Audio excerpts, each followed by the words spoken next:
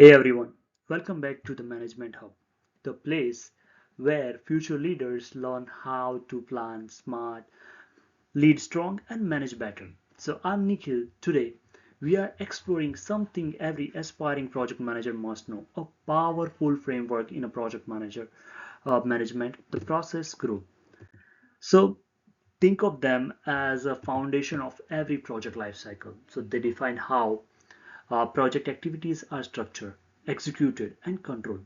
So let's say from the very first idea in someone's mind to final handover of it to the customer. So what make them so essential? Why the process groups are so essential? Why?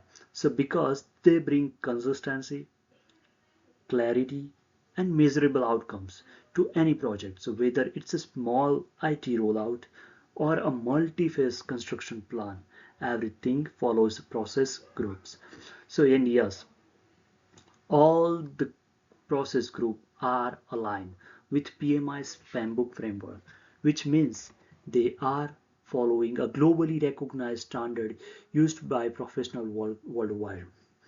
So every successful project follows a clear process from idea to the closure.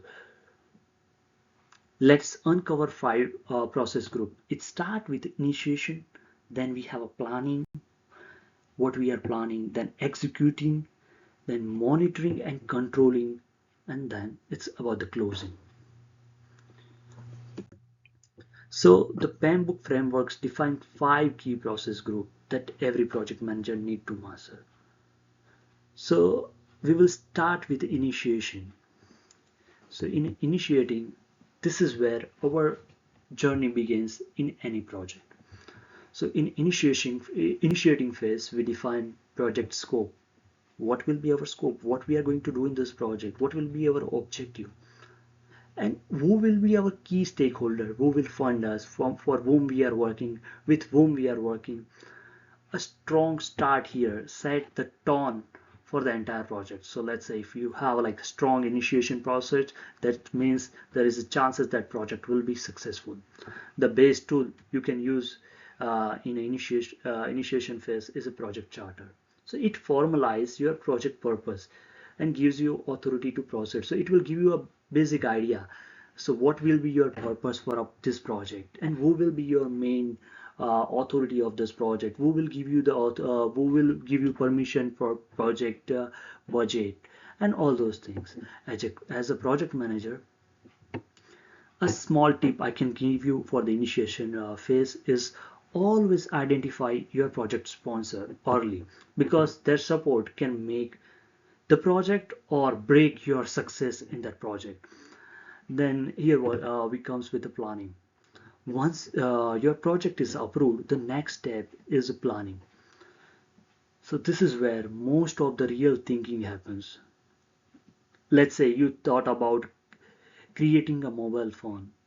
You just say, okay, I will create a mobile phone with this three cameras and 30 megapixel cameras and all different types of technologies. But in planning phase, the real thinking will begin. How will be our roadmap will look like? So you will create a roadmap to cover how much time it will take to create that particular phone, how much cost you need or company need to spend behind this one, what quality of product you are looking at, what is our scope, how much risk, how much market risk or other kind of risk you will encounter during this launch, what kind of communication you will have in this projects. So it will work as a GPS. So it keeps you on a track. If you have a good planning phase, it will keep you on a track. So normally in planning phase, we use work breakdown structure to organize the task, Gantt chart to visually timeline where we are and how much things required, how much time required to complete. As a project manager, I can suggest you better your plan. The better your plan, the fewer surprise you will see at the end. In an executing phase, now it's a time you will manage team and assign the resources and deliver actual work. So execution phase, You have a plan, what you have to do, how many people you will need. Once you have all the resources and all the manpower, you need to assign them work according to the planning phase. And this phase test your leadership and communication skills more than any other more than technical ones. So let's say, as a project manager, uh, keep your team motivated, communication clearly, and track tackle the problem early and proactively. Leadership keeps execution smooth. So monitoring and controlling. So while work is in a progress, you need to keep everything aligned. So let's say about this phase involves tracking the performance, comparing it with the plan. Okay, we have planned that after 5 weeks we will be in a phase where our team will be finishing the app launch. So taking corrective action where needed. All this falls under monitoring and controlling. So in monitoring controlling, we normally use different tools like KPIs, dashboard, variance, and analysis. This will keep you informed about the project progress. As a project manager, I can give you a tip during this phase or any other phase. Do not micromanage your team. It just measure what matters. The goal for any project is to balance, not to control.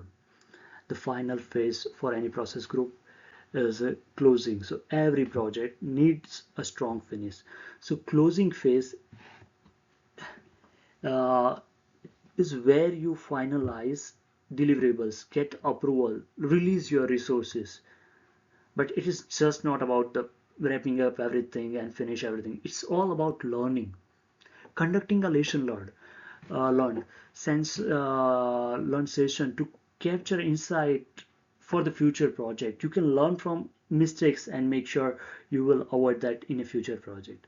As a project manager, I can say that well document closer process, so that's how you can get the idea what are the things which what are the problems you encountered in this project, which we can avoid it in future projects. So these five process groups are backbone of any successful project from initiation to closure. So they provide a structure, uh, discipline, and direction. So master this. You won't just manage a project. You will lead them with the confidence and control on that project. Thank you everyone for watching the Management Hub with Nikhil.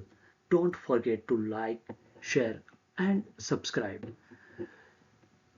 Here we lead, learn, and manage better because great leaders are not born, they are trained.